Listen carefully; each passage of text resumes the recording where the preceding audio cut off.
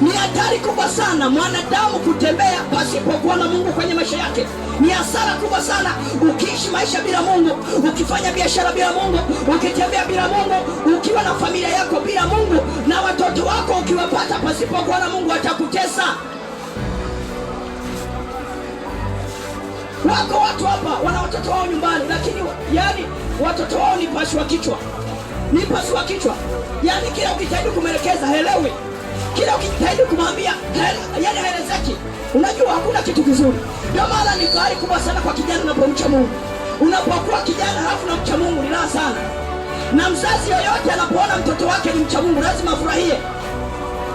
Ni hatari kubwa sana kwa mwanadamu kuishi bila Mungu. Wafanya biashara Kariakoo, ni hatari sana kufanya biashara pasipokuwa na Mungu. Lazima utafute Mungu. Maana katika Mungu ndipo tunaona tumaini. Katika Mungu ndipo tunapata wokovu. Katika Mungu ndipo tunapata msaada. Katika neno lake ndipo tunapata wokovu.